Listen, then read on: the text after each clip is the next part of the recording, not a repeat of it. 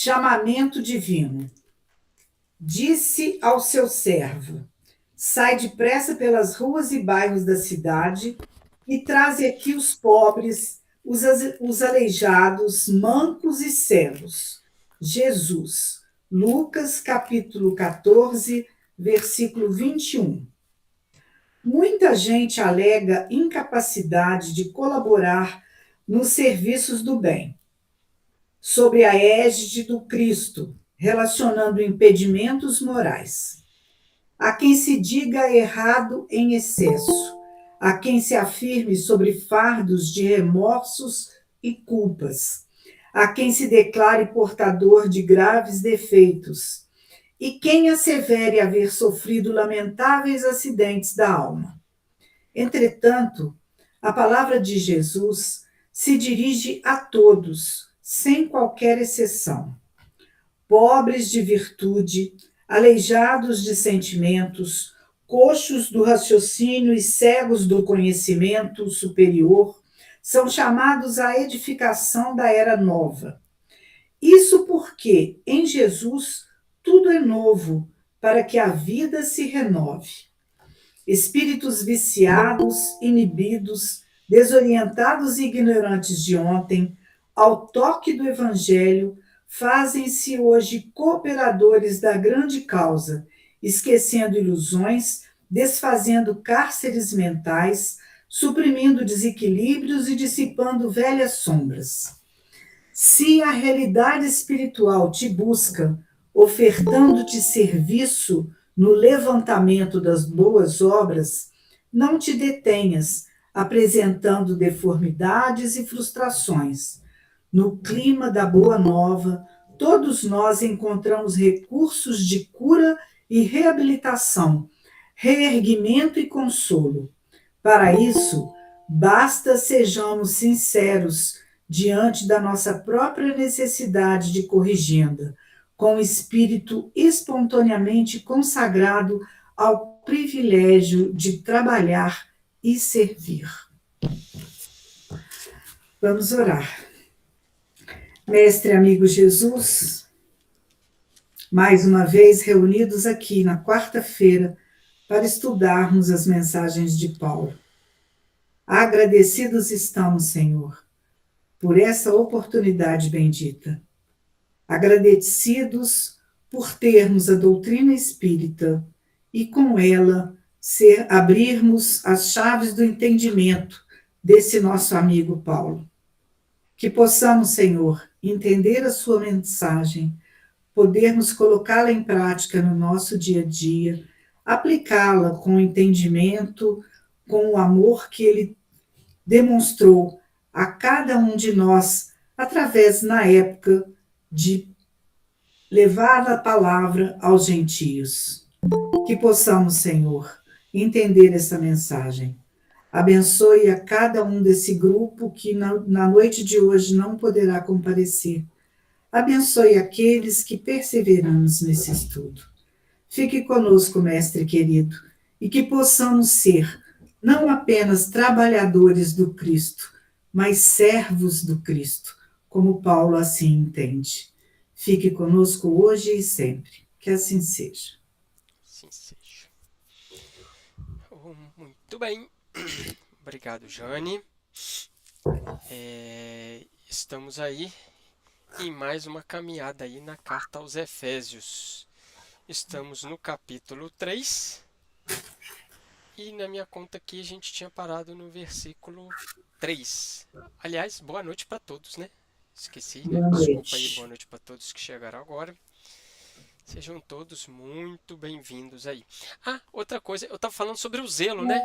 Eu terminei falando sobre o zelo e fiquei de falar um pouquinho mais. Por quê? Da onde vem esse zelo, né? Que a gente puxou? Porque no versículo 3, ele fala do mistério, né? Da revelação que me foi dada a conhecer, o mistério, como atrás vos expus sumariamente. Então a gente acabou puxando um pouco para o lado farisaico, do mistério que era só de uma nação. Aí a gente começou a falar e a gente foi sair no zelo lá que hoje então a gente começa só para poder deixar esse assunto registrado aí. Então, a gente estava comentando desse zelo, né? A gente falou dos zelotes.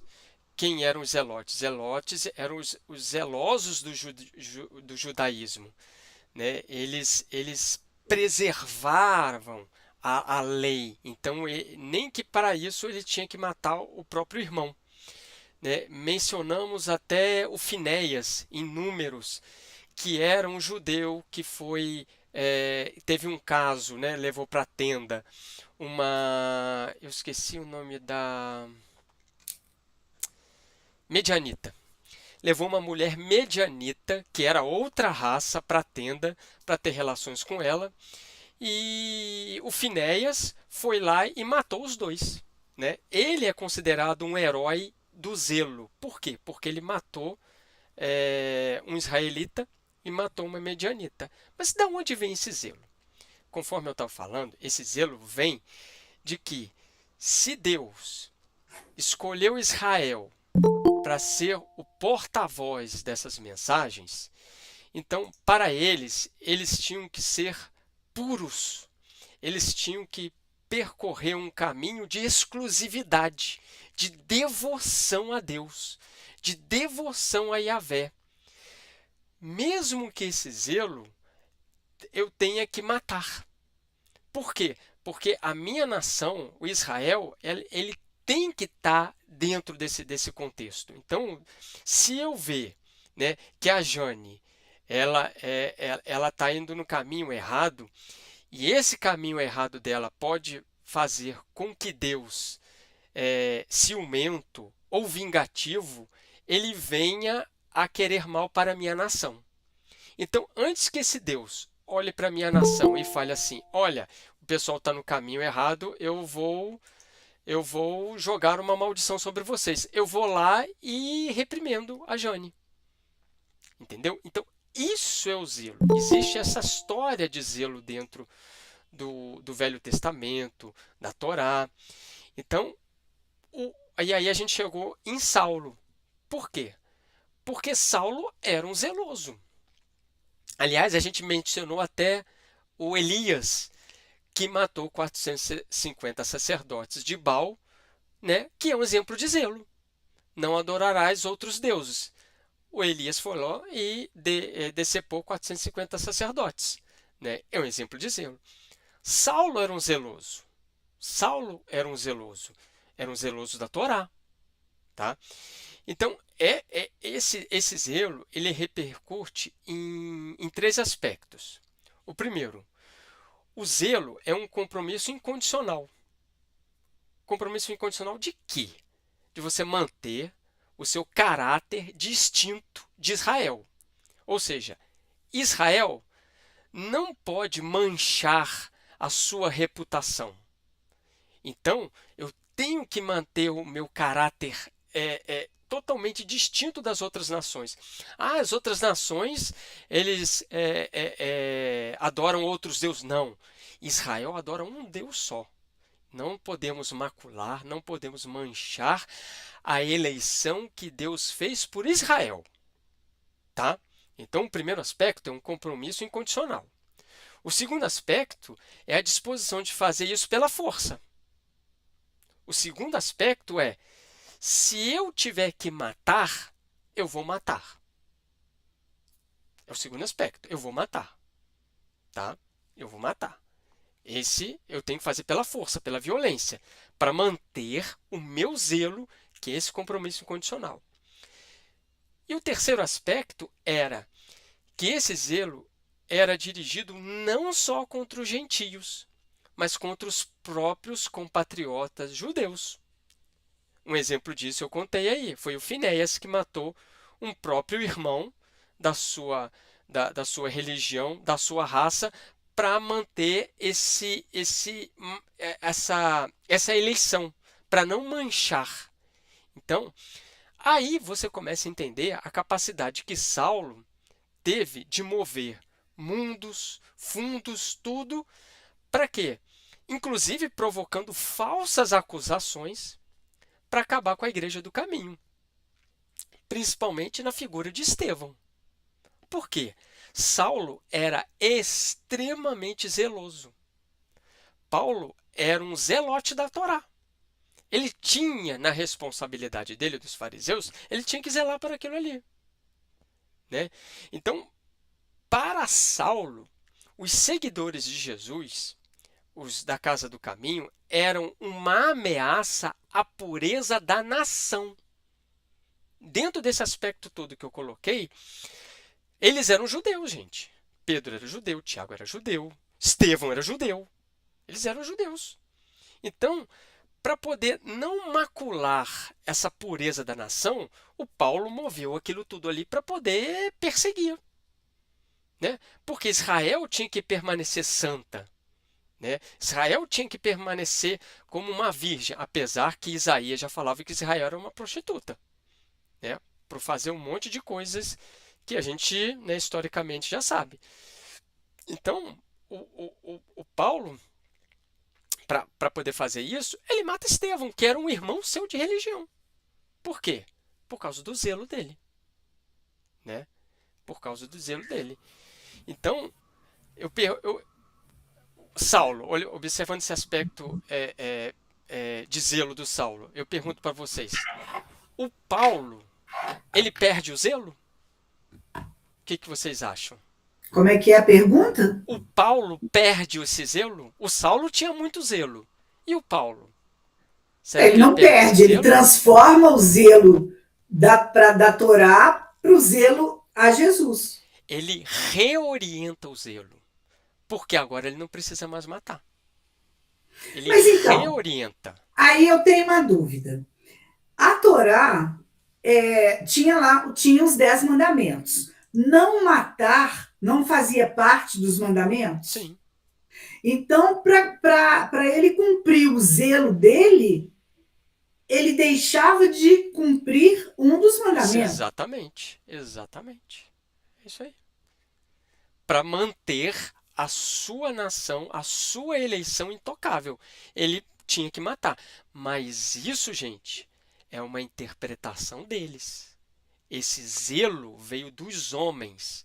Esse zelo veio da interpretação que eles fizeram do Deus vingativo. Pois é, eu ia te perguntar se esse zelo reverberou lá nas cruzadas mais tarde. Não, aí Não. outros cruzados já é outro tipo de aspecto. Não é esse zelo, não. Tá. Aí entrou muito outro aspecto, né? Mas esse zelo foi uma interpretação deles. Isso não veio, né? Tanto é que você citou o decálogo ali, o decálogo está bem claro, né? Inclusive a interpretação do não matarás, eles falavam que era não matar o próprio irmão. Eles podiam matar os gentios. Mas para permanecer nesse zelo, eles, né, reorientavam, falavam assim: não, eu posso matar meu irmão. O próprio irmão, porque ele matou o Estevão, que era judeu. Exatamente. Com Paulo, ele descobre que ele não precisa perseguir para ser um zeloso do Senhor. Ele reorienta esse zelo. Ele não precisa perseguir. É como se ele mudasse a definição de zelo. A visão dele mudou, né? Mas o que acontece? Ele precisa sim ensinar. Ele precisa sim redicionar a sua energia. O que muda em Paulo é a direção. A energia do zelo dele está ali. O ímpeto, a vontade férrea, a coragem. Saulo usava isso tudo para quê? Para perseguir. O Paulo está usando isso tudo o quê? Para construir. Então, se você falar assim, né? Ele não se tornou manso no sentido passivo da palavra, né? Paulo não se tornou manso. Ele se tornou manso no aspecto do amor. Ele amansou. Por quê? Porque ele redicionou a sua energia. Ele continua sendo zeloso, mas agora com amor. Ele se tornou manso e pacífico. Então, o Paulo sai da letra que mata e entra no espírito que vivifica. Ele sai de purificar a religião, eliminando o erro, matando o erro, né, para poder purificar, ele entra agora no perdão, na mudança do Ô, comportamento. Sidney, isso tudo também pela fidelidade à mensagem do Cristo, né? Sim, isso tudo. Então, ele Não? redicionou a Redirecionou. Redirecionou. isso. Redirecionou. Hoje está danada essa palavrinha, né? Às vezes a gente cisma com alguma coisa. Mas então, ele mudou essa energia dele. O zelo, a energia, ela tá lá. Ele só está usando ali no verdadeiro cumprimento do amor. Né? Ele compreendeu a Torá olhando nos olhos do amor. Então, por isso que ele passa a eliminar o quê? O homem velho dentro dele. O homem velho dentro de si. Em vez de matar o exterior, ele mata a sarx, mata o velho homem dentro de si. Né? Por isso, porque da onde a gente puxou isso tudo? Por isso que foi dado conhecer esse mistério. Qual que é o mistério? A nova aliança, o Cristo vivo, o Cristo ressuscitado. Ele não quer a morte do pecador, e sim do pecado. Tá vendo só? É o Cristo. Ele não quer que você mate o irmão, mas que você vá lá e dialogue com ele, que mostre para ele. Né? Ele quer a morte do erro que está habitando dentro dele ali. Tá? Ok quanto a essa parte, para a gente voltar aqui? Podemos seguir em frente?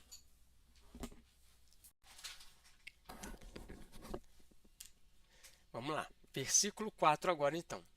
E aí ele vem falar assim, ó, lendo-me, podeis compreender a percepção que eu tenho do mistério de Cristo. Olha só, gente, a palavra que a expressão que ele usa, né? O que as pessoas estão lendo em nossas vidas? O que as pessoas estão lendo em nossas vidas? Porque o Paulo falou, lendo-me, você pode compreender a percepção que eu tenho do mistério de Cristo.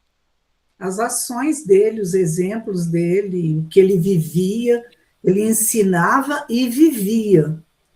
Ele não apenas falava, ele exemplificava. A gente lê as outras pessoas, mas as outras pessoas leem a gente também. Quantas vezes nós falamos, olha lá, se fala que é cristão, vai na igreja, olha lá o que está fazendo lá. Olha lá, está fazendo um monte de coisa lá, ó. Depois vai na igreja. Quantas vezes a gente falou isso?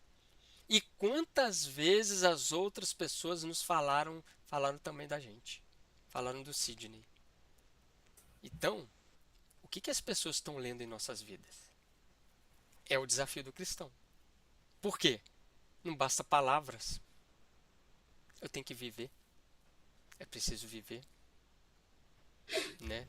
Então, quando essa vivência ela se torna mais desafiadora, a gente tem que recordar do próprio Paulo, da coragem. Da coragem, mesmo na tristeza, mesmo no desânimo, ele teve coragem, ele teve fé para prosseguir em frente. Né? Então, ele se coloca e fala assim, olha, se você me ler, você vai ver do mistério que eu tenho do Cristo. Lendo Paulo, a gente consegue descobrir o mistério. Lendo Paulo, eu consigo compreender a percepção que Paulo tem do mistério. E o que é um mistério, gente? O que é o mistério que a gente está falando aqui? Eu ia te perguntar justamente isso. Ah, é? Olha, que legal. Você parece até aquele aluno, né, da arguição oral, fala assim, o que é isso? Eu falei assim, professor, eu ia te perguntar isso aí agora. Você falou, gurinha, mesmo que mistério é a aliança? É essa nova aliança. É a ação no bem, a caridade, é a evangelização, o perdão, o trabalho, a indulgência, a benevolência. É isso tudo. Isso tudo agora já não é mais mistério, é revelado com Cristo. Ah, tá. Isso já não está mais no Santo dos Santos. Mistério no sentido de estava oculto. Oculto, porque assim, para você ser uma boa pessoa, você tem que fazer isso aqui. Você tem que cumprir esse ritual, você tem que fazer circuncisão, você tem que respeitar o sábado, você tem que lavar as mãos, você tem que fazer... Isso tudo era um mistério para eles. Para os gentios, eles não tinham acesso a isso aí, não é?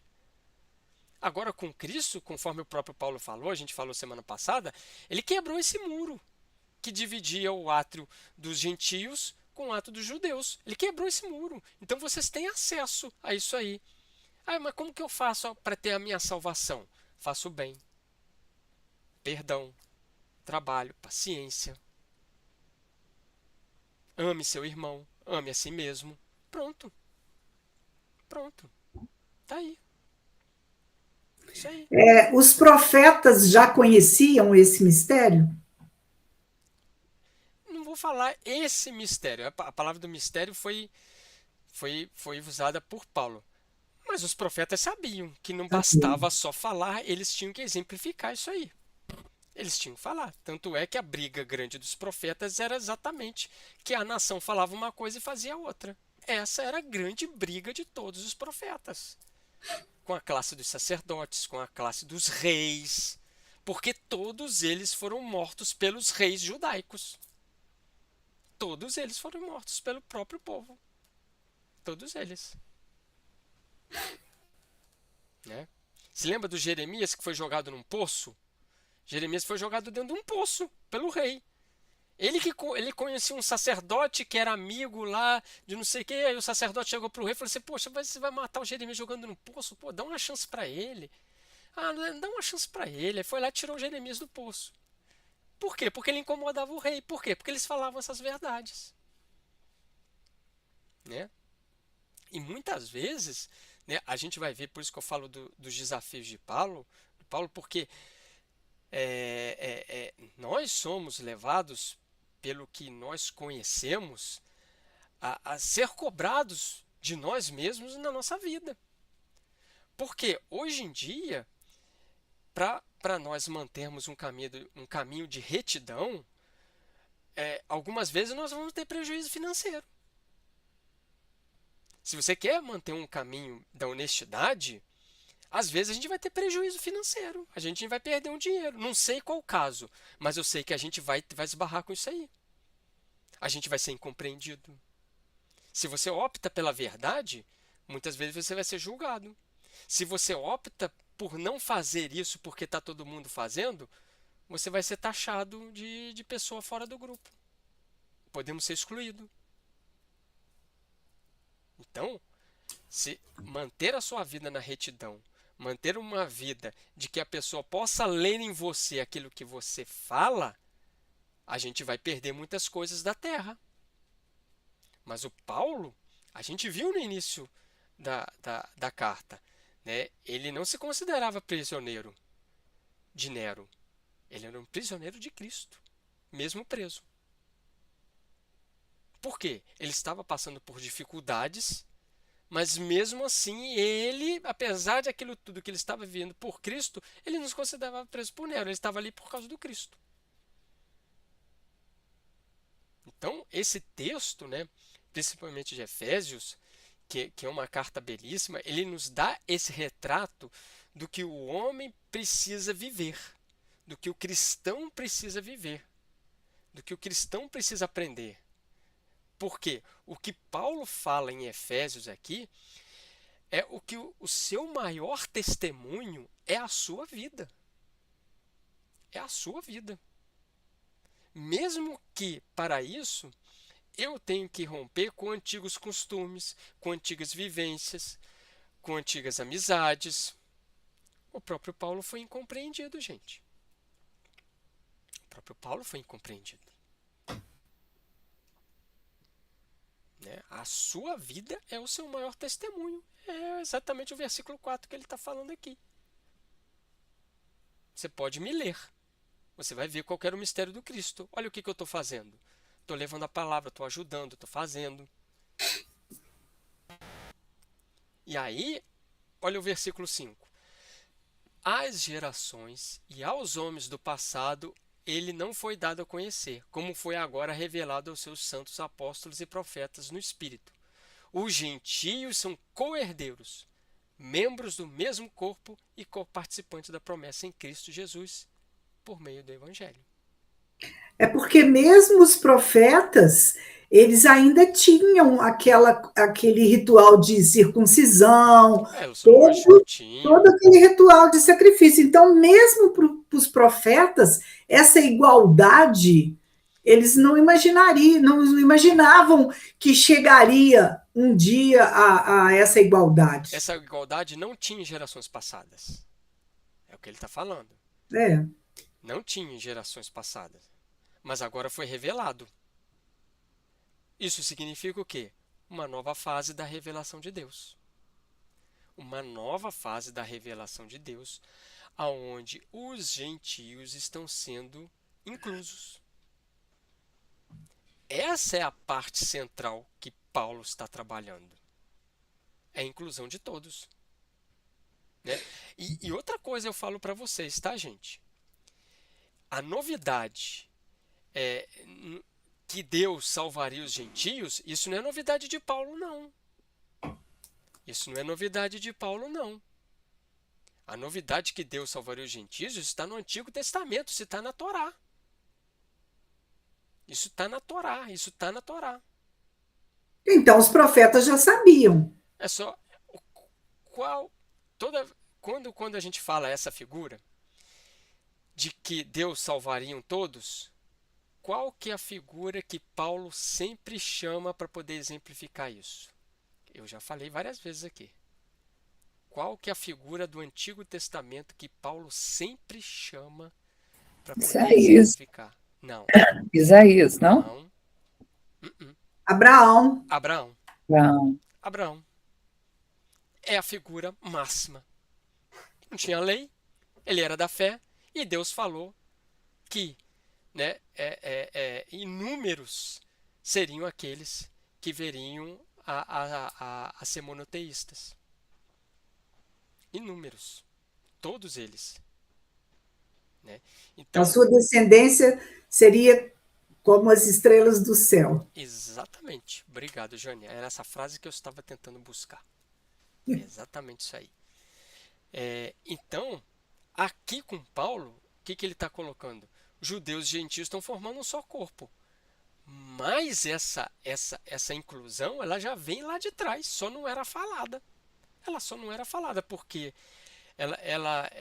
para a proteção dos judeus, é preferível nem mencionar esse assunto. Nem mencionar esse assunto. Então, se você prestar atenção, né, se prestou atenção, você vai verificar a evolução da revelação. As revelações são progressivas. Observe que cada fase dessas revelações, elas têm uma peça, elas obtêm uma peça. Né? O judaísmo, ele tem a ideia dessa revelação progressiva. Embora para eles a Torá seja eterna. A Torá para eles é eterna. Mas a compreensão de como aplicar a Torá evolui através das gerações. Isso eles sabem. Isso eles sabem. O próprio Espiritismo é a terceira revelação. As revelações são graduais. Isso que o Paulo está colocando é uma enorme revelação que o Cristo trouxe. Ele só está propagando. Então, o que a gente vê? Que para Paulo não tinha nenhum privilégio perante Deus em ser judeu. A gente falou isso em Gálatas, falamos isso em Romanos. Muito pelo contrário, a gente tem mais responsabilidade, ou deveriam ter. Né? Tal qual o Espiritismo nos oferece. Conhecer, saber sobre as verdades espirituais, universais, mediunidade, isso, aquilo. Tenho algum privilégio disso aqui? Eu carrego algum privilégio quanto a esses conhecimentos? Absolutamente nenhum. Nenhum. Então, nós temos mais condições, pelo conhecimento adquirido, pela instrução, de andarmos mais seguros no nosso processo evolutivo. Temos mais segurança quanto isso aí. Tem uma questão aqui que eu separei, a questão 842 de O Livro dos Espíritos. 842. Ele fala o seguinte: por que indício você poderá reconhecer entre todas as doutrinas que alimentam a pretensão de ser a expressão única da verdade e que tem o direito de se apresentar como tal? Será aquela que mais homens de bem e menos hipócritas fizer. Isso aí. E a questão 918. por que sinais se pode reconhecer o homem, o progresso real que deve elevar o seu espírito na hierarquia espírita. Né? Quais sinais que eu tenho reconhecer um homem, o progresso que ele está fazendo? É o que a gente está fazendo da leitura. Os espíritos vêm falar. O espírito prova a sua elevação quando todos os atos da sua vida corpórea constituem a prática da lei de Deus. Simples assim, né? Tanto é que depois vem a 919, que todos conhecem, né? Que eu conheço a ti mesmo. Então, para Paulo, em Cristo não tem privilegiados. O próprio Paulo não se achava privilegiado. Para Cristo não tem privilegiado. Se lembra quando Salomé tentou colocar seus 2 filhos como especiais? Esses meus 2 filhos são especiais, mestre. Né? Fazer com que ele entre no seu reino e um sente à sua direita e um à sua esquerda. O que Jesus falou? Né? Será que eles podem beber e serem batizados do batismo que eu vou ser? Beber o meu cálice. Ele falou assim, na verdade, eles vão beber o meu cálice, mas sentar à direita ou à minha esquerda não me pertence. Pertence a eles. Então não tem especial. Não tem especial. Né? Sentar à direita ou à sua esquerda não depende de Jesus, depende deles, depende do caminhar deles. Mas eles iam beber do cálice de Jesus, que foi o cálice do sofrimento, o cálice da incompreensão. Né? Então fizemos aqui o versículo 5 e o 6, né? Ou não? O versículo 6 a gente falou dos membros do corpo, né? Porque se você for olhar, o versículo 3 a 5, eles falam do mistério. O versículo 6 e 7 revela o conteúdo prático e a missão que vem desse mistério. Tá vendo? O 3 a 5 ele vem falar do mistério. O 6 e o 7 é a prática. Né? Vem falar a cabeça do Cristo. 6. Não existe nós e eles. Não são 2 grupos, mas um organismo vivo. Né? O que Paulo quer fazer? Ele quer tirar uma trava, gente. Por quê? É o que eu falei lá do zelo. Para eles, só o judeu seria salvo. Só o judeu seria salvo. Por quê? Para eles a salvação vinha das práticas judaicas. A gente cansou de falar e a gente vai falar muitas vezes isso. A salvação vinha da prática judaica. Vinha das obras. Né? Então, assim, ou você se converte ao judaísmo, ou você não tem salvação. Era esse o aspecto. Eles estavam salvos, porque eles faziam as obras. Mas quem não faz a obra? Está perdido. Está perdido. Só que essa ideia é uma deturpação da própria Torá. Por quê? Essa ideia veio do próprio povo hebreu. Por quê? Porque eles não queriam que ninguém tivesse acesso à salvação. Só nós temos. Então, essa ideia foi do próprio povo hebreu. De se fechar. Esse foi o erro. Esse foi o erro do povo hebreu. Porque Por isso a dificuldade de aceitar a mensagem do mestre, né? Porque Jesus, quando ele atendeu lá a mulher lá da Cananeia, quando ele atendeu o servo de centurião, ele não fez distinção. Sim, sim. Ele deu exemplo. Ele como deu judeu, exemplo. ele deu exemplo. Ele deu exemplo. Mas só para o povo judeu, né, essa herança da salvação, é o que eu estou falando, era o zelo deles, gente. Era a maior preciosidade deles. Eles se consideravam o povo super eleito. Tanto é que a gente sempre está puxando a figura de Abraão, né? A Jane mencionou aí muito bem, e lá no Gênesis capítulo 12, vai falar que Abraão seria uma bênção para todas as nações. Para todas as nações. Por isso que Paulo está sempre puxando Abraão. Por quê? Porque Abraão inaugura o monoteísmo. Essa era a grande missão dos judeus. Levar o monoteísmo, levar o entendimento de um só Deus, restaurar o monoteísmo, né? Todos adorando o mesmo Deus, em espírito, em verdade.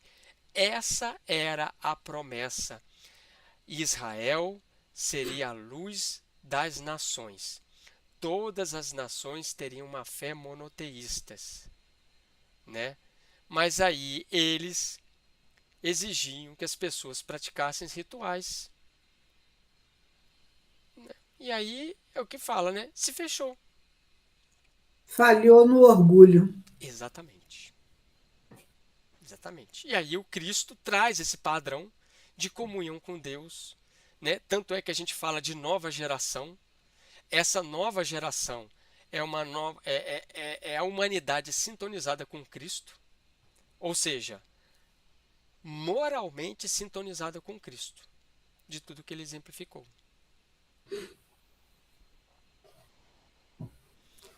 Ele continua no versículo 7. Tá tudo bem, gente? Tá ok aí? Tô para frente. Desse evangelho, eu me tornei ministro pelo dom da graça de Deus que me foi concedido pela operação do seu poder. Ou seja, na posição que Paulo coloca aqui, ele se coloca que não é fruto do seu mérito o seu apostolado, mas o quê? Da graça de Deus. O que isso significa? A oportunidade que Deus me abriu, eu aproveitei. A oportunidade que Deus abriu em sua vida, ele aproveitou. E essa palavra ministro aí, no sentido que a gente conhece? Ministro de ser uma pessoa que vai à frente, de ser um condutor, de ser um pastor. Sim. Eu até pesquisei o sentido de ministro de Cristo. É um servo fiel, encarregado de gerir os ministérios de Deus, exigindo fidelidade acima da aprovação humana. Aí tem uma referência na primeira carta a Coríntios, capítulo 4, versículos 1 e 2, que o próprio Paulo fala: portanto, considerem-nos os homens como servidores de Cristo e administradores dos mistérios de Deus. Ora, o que se requer dos administradores é que cada um seja fiel. É isso aí. E é surpreendente que Deus tenha escolhido justamente um hebreu, né, um fariseu, um perseguidor da igreja, né, para poder trazer essa mensagem agora, né?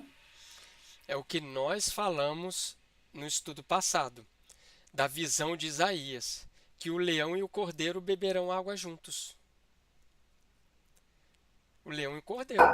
O Paulo é o leão, só que é um leão evangelizado. Tinha que ser alguém com uma herança de falibilidade também, porque se fosse alguém muito perfeito, né, os próprios gentios pensariam isso: nossa, é tão difícil chegar no patamar dele, né? Não sei, Joel. Paulo é deles. Pega a figura de Estevão. Pega a figura de Estevão. Não vou dizer que sim, que Estevão era tão perfeito, mas olha a figura de Estevão. A gente não consegue achar defeito nele. Hã? A gente não consegue achar um defeito nele. Mas imagine Estevão, Paulo e Abigail juntos. Era o plano. Não era? Era o plano A. Imagina os três juntos, gente. Cada um é o leão, o outro é o cordeiro, o outro, sei lá, é uma ovelhinha. Uma pomba. Uma pomba. Imagina os três, cada um na sua característica, evangelizando tudo. Mas aí o Paulo resolveu outro caminho, ele teve que assumir o caminho dos dois, teve que assumir o papel dos dois, gente. Teve que assumir, né? A Joelma puxou aí muito bem o termo de ministro, que eu falei, pastor. O Chico Xavier foi um ministro de Deus, foi um ministro. Divaldo foi um ministro, foi um condutor, a sua fé, o seu exemplo, o mandato mediúnico, né? Foi um condutor, foi um ministro. Né? O catolicismo e o protestantismo pegaram esse termo de ministro, né, e oficializaram uma hierarquia e tal. Então perde muito sentido. Mas é uma pessoa que vai à frente, é um condutor, né, é um pastor.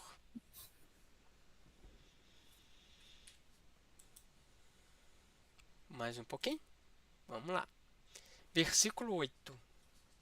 Eu vou ler aqui mesmo.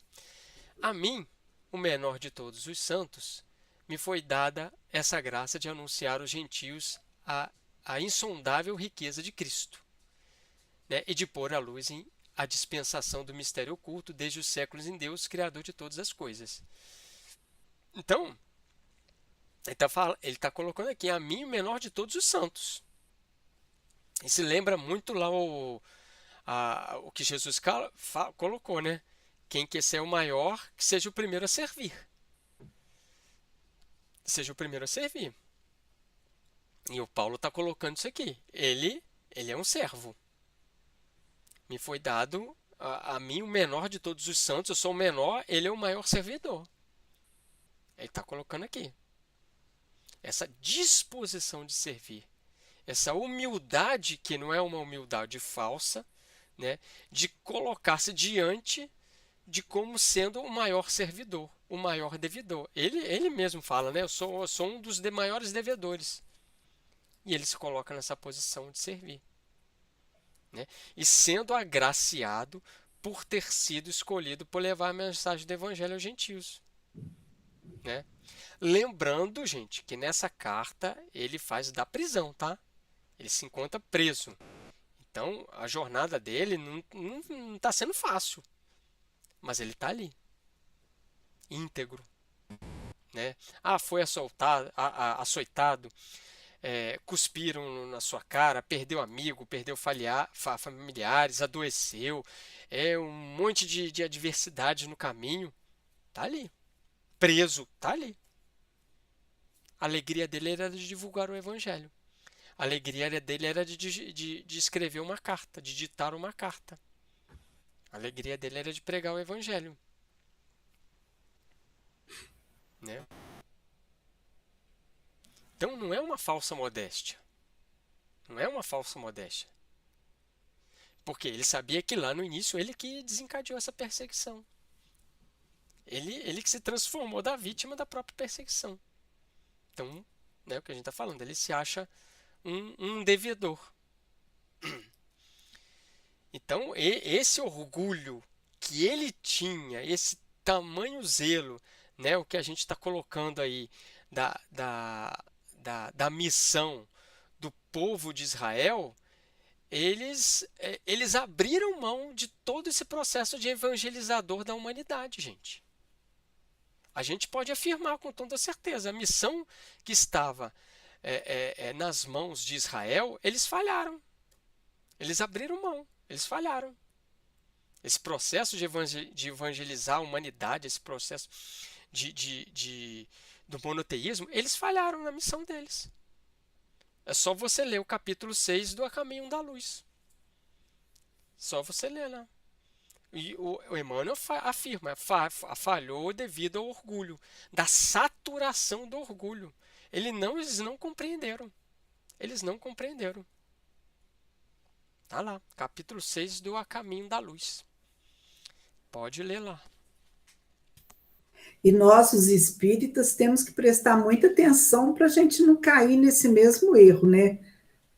Porque às vezes a gente acha que por ser espírita eu tenho mais conhecimento, eu entendo mais, o certo somos nós, o irmão tal está errado, a igreja tal está errada. O espírita precisa tomar muito cuidado para não errar nesse mesmo orgulho. Por isso que a importância, a fé de Paulo é a transformação moral. E aí, você se transformando moralmente, as pessoas vão lendo em você. É o que ele acabou de falar. Vão lendo em você. Não é? É o que a gente costuma falar, né, nessas palestras aí de motivação e tal. Né? Quantas vezes você cai? É quantas vezes você se levanta. Cair, gente, faz parte do nosso processo de evolução. Cair faz parte do que nós somos agora. Coisas comportamentos equivocados, a gente escorrega dali, a gente vai falar alguma coisa, às vezes por ímpeto, às vezes a gente vai se deixar levar por um orgulho e o egoísmo vai tomar a gente aqui. Isso faz parte do nosso processo, a gente não vai ser, nosso estágio evolutivo de terceira ordem, isso é inerente ao nosso espírito. Mas quantas vezes eu vou me perdoar, quantas vezes eu vou buscar o perdão, quantas vezes eu vou me levantar? Quantas vezes for necessário, porque Deus vai dando as oportunidades.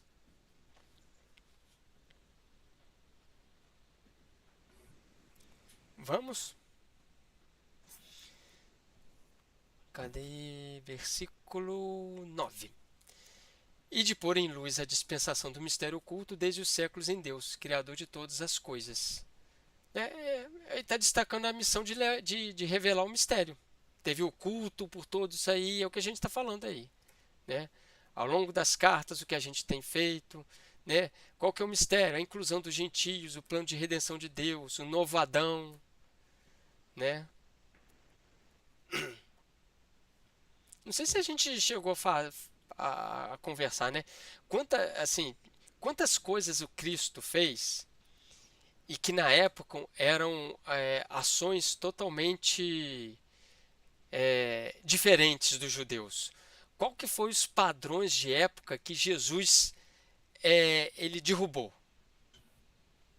O que me chama mais atenção é o trato com as mulheres. Trato com as mulheres. Ok, muito bem. Qual mais que Jesus foi derrubando esses muros? Com as crianças também. Crianças. Deixar vir a mim as criancinhas. Tem mais coisa. Tem muito mais coisa que Jesus foi colocando. Mais, quero mais. Derrubou o trabalhar no sábado. Cura no sábado. Isso aí foi, então, acho que, né? Com os excluídos. Oi? Com os excluídos. Isso, o contato com as pessoas impuras, né? Foi oração e jejum, que não é uma prática que tem que ser ritualística. Questionou o comércio no templo. Nossa, você tá dá para fazer uma lista. Isso é interessante a gente falar, para a gente poder pautar como que Paulo está trabalhando em cima disso aqui. Está trabalhando em cima disso, porque assim, né, volta lá no primeiro capítulo, né, eu não vim destruir a lei. Né? Isso tudo que Jesus fez, que a gente acabou de comentar, e tem muito mais coisas, nada disso aí vai te levar a ser uma pessoa melhor em contato com Deus. E os gentios eram os excluídos, né? Exatamente. Entendeu? Jesus elevou todo e qualquer pensamento humano para um nível que nunca foi visto. Numa época cheia de leis, cheio de tradições, cheio de interpretações puramente humanas, né? Ele ensinou que o amor a Deus para contigo ao próximo é o mais importante de todos. Esse é o mistério revelado. Esse é o mistério revelado. Né? Olha quantas vezes nós falamos aqui da metáfora de Adão e Eva. Mistério revelado. Né? Que o plano principal é a redação do ser humano. O plano principal é habitarmos o jardim do Éden, é retornarmos ao jardim do Éden, simbolicamente falando, tá? Simbolicamente. Nós fomos expulsos, agora nós temos que retornar. Né? Então, esse é o plano de Deus. Se lembra do aoristo que nós estudamos? Para Deus está tudo ali. Para Deus está tudo ali na caixinha ali. O plano de Deus está ali. Depende da gente. Né?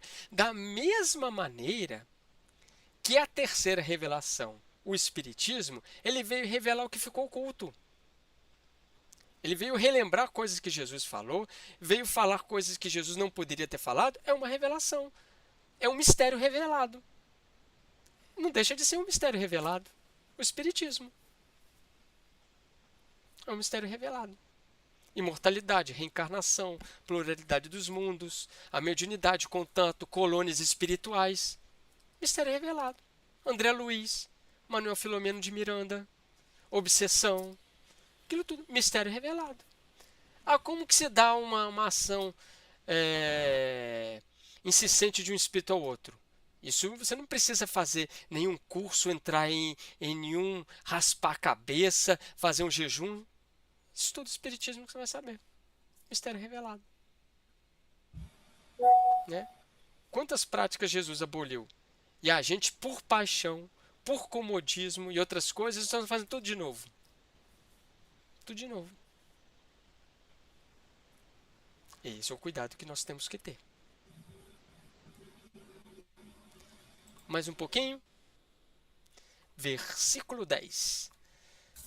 Para dar agora a conhecer aos principados e às autoridades nas regiões celestes, por meio da igreja, a multiforme sabedoria de Deus.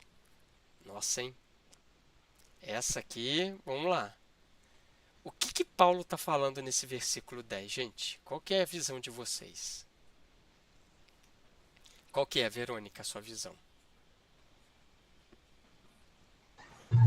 Eu acho que é para poder realmente difundir tudo aquilo em todos os cantos do mundo conhecido na época. Então, essa igreja vai ter essa sabedoria de Deus aí, ó, multiforme, quer dizer, de muitas formas, chegar a atender toda a população. Ok. E quem são esses principados e as autoridades nas regiões celestes? Paulo está se referindo a quem?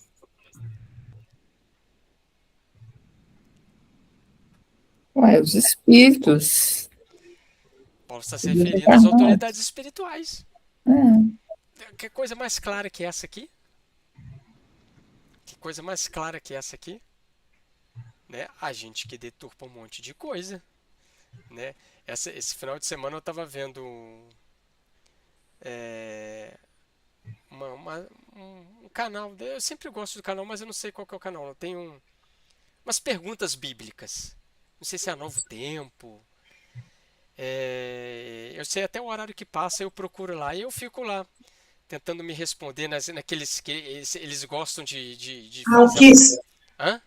É um Kiss de perguntas e respostas, já vi também. E aí saiu Novo Testamento. Aí eu falei com a Marina, falei assim, agora eu acho que eu vou conseguir responder.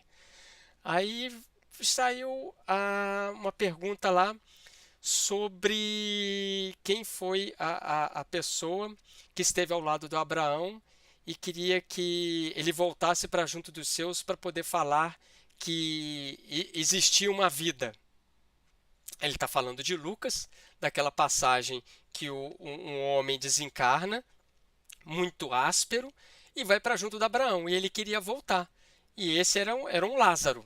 Era Lázaro, não o Lázaro lá. E aí, muito interessante que nessa resposta, né, que para nós revela o mundo espiritual, e aí foi abordado que tinha... Não, ele aqui dá a entender que tem um mundo espiritual. Mas, na verdade, isso não é um mundo espiritual. E aí, eles começaram a fazer várias conjecturas para tentar desexplicar aquilo que está tão claro em Lucas. E eu falei para a Marina, falei assim, eles, para poderem não darem um braço a torcer da imortalidade da alma, do mundo espiritual, tem que dar uma volta muito grande para poder desmistificar o que está simples e claro no texto. Eles fazem o mais difícil. Eles fazem o mais difícil. Eles vão explicar que aquilo era um texto feito no passado e que isso aí era um sonho e, na verdade, não tem um mundo. Então, assim, eles têm que colocar muita coisa, muito penduricalho, para que a pessoa não compreenda e fale assim, realmente, isso aí não tem nada a ver com o mundo espiritual. E o texto é bem claro, assim como está em Paulo aqui. Assim como está em Paulo. Assim como que a gente estudou, corpo anímico e corpo espiritual. O que Paulo está falando? Então, a gente estudando, da maneira mais simples, a gente chega em conclusões mais simples. Porque aqui a gente tem um compromisso com o Espiritismo, com Allan Kardec, e que nos dá uma luz imensa em cima do texto, sem a gente ficar fazendo volta de tentar justificar esse ou aquele ali. Por dogmas. Por dogmas. Por dogmas. Né? O que Paulo está falando aqui são as autoridades espirituais, os benfeitores espirituais que regem a humanidade. Ele está demonstrando a manifestação da providência divina no seio da igreja. Né? A maneira como que eles se apresentam, a maneira como que a igreja, a reunião. Lembrando que Paulo tinha a experiência da igreja de Corinto, gente, as manifestações que ocorriam lá. E que eram nas reuniões de interpretações do evangelho, que aconteciam os fenômenos. Então Paulo sabia o que estava acontecendo. Ô Sidney, eu não estou entendendo isso aqui, não. Aqui ele fala, para dar agora a conhecer aos principados e às autoridades nas regiões celestiais, por meio da igreja, a multiforme sabedoria de Deus. O que eu estou entendendo aqui é que os principados e as autoridades, por meio da igreja, vai conhecer as múltiplas sabedorias de Deus. Mas se os principados e a autoridade são o mundo espiritual superior, não é por meio da igreja. O que eu entendi é que conhecer aos principados e autoridades das regiões celestiais, que eles vão se manifestar na multiforme sabedoria de Deus no seio da igreja. É a manifestação deles. Conhecê-los, as benfeitores espirituais. Conhecer as principais mas nem isso que fala no notinha M aí, não. Mas a BJ já até... Não, mas eu nem li a notinha, não. Eu estou interpretando a frase. É para dar agora a conhecer. Quer dizer, a partir de agora, vai conhecer aos principados e às autoridades nas religiões celestes por meio da igreja. Ou seja, a igreja vai dar a conhecer. Manifestar esses desígnios, esses principados. Tanto é que no versículo 11 ele fala, segundo o desígnio pré-estabelecido desde a eternidade. Eles vão manifestar. Como sempre manifestaram. Como sempre foram dados a conhecer. Como sempre eles existiram. A notinha M, Joelma, aqui na minha BJ eu botei um monte de interrogação. Peraí, o que fala a notinha? Os próprios espíritos celestes ignoraram o desígnio.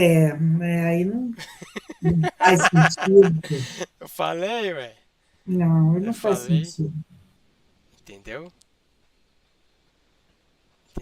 Esse pensamento de Paulo aqui é muito bonito.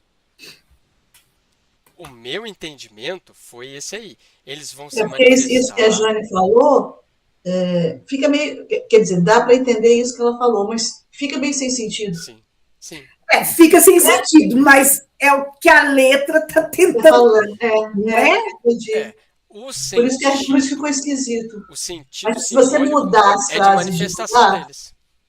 Mas se mudar de lugar as palavras aí dá esse sentido que o sujeito está falando. É a manifestação deles na igreja, como sempre eles fizeram. Porque para ser conhecida lá no mundo do espiritual já é. Sim.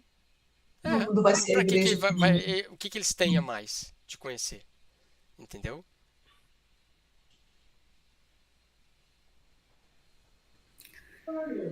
E esse multiforme sabedoria seria o quê? Essas múltiplas manifestações de várias maneiras diferentes? Conhecer de várias maneiras diferentes. É a diversidade dos carismas, entendeu? Tem uma notinha um se manifesta de uma maneira, o outro se manifesta de outra maneira. É multiforme. Tem uma notinha da primeira carta de Pedro, capítulo 4, versículo 10, que fala, cada um sirva aos outros segundo o dom que recebeu, como bons administradores da variada graça de Deus. Então, nessa multiforme, isso aí eu achei que tem a ver com essa questão que o Pedro colocou. Então, Deus vai se manifestar de maneiras diferentes, de diversas maneiras. De diversas maneiras. Quando você está fazendo um trabalho de atendimento fraterno, não é uma manifestação de Deus? Quando você está dentro de uma reunião mediúnica, não é uma manifestação de Deus? Multiformes. Sim, eu estou entendendo perfeitamente isso que você falou. Eu sei. Eu só o texto que não está ajudando. Exatamente. Porque, pelo texto aqui, esses principados e autoridades nas regiões celestes não são os amigos espirituais, não são os superiores. Porque se a igreja é que vai dar a eles o conhecimento, não tem lógica. Tanto é que ele fala autoridades das regiões celestiais. Se eles são autoridades, Eles sabem de tudo. sim, e não é. De maneira. Sidney, deu hora. Olha, 20 horas. E 1 minuto. Paramos no versículo 10. A gente Eu vou tentar entender melhor esse versículo. pesquise. Pesquisar, exatamente. Pesquise. Eu estou até tentando ver outras traduções para ver se elucida mais, mas só Eu inverte acho a que ordem. as outras traduções da Almeida, posso até ver aqui. Elas vão até complicar mais. É, Entendeu?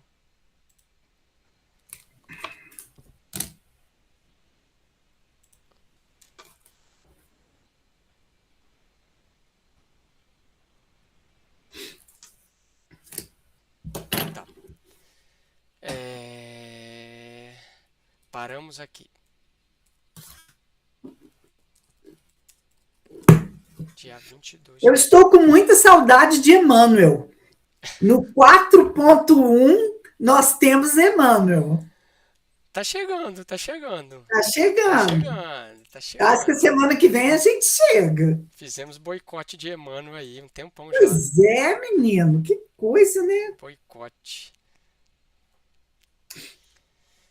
Ok. Encerramos por hoje. A Joelma vai terminar para gente. Muito bom. isso aí. Pode ir. Vamos fechar os olhos, abrir o coração a Deus, agradecidos ao Pai por mais este estudo das maravilhosas cartas deixadas pelo apóstolo Paulo. Esse exemplo que nos serve ao coração até hoje. Que suas palavras possam fazer parte de nós a cada existência terrena. Agradecemos, Pai, pela presença dos companheiros deste estudo, com o objetivo de aprender e agasalhar no coração essa mensagem tão sublime de teu Filho Jesus. Agradecemos, Pai, e pedimos a bênção para cada lar aqui representado e que possamos estar juntos na próxima quarta-feira, aprendendo cada vez mais com o nosso irmão Paulo. Que Jesus esteja conosco nos dias vindouros e em cada parte da nossa vida. Que assim seja. Assim seja.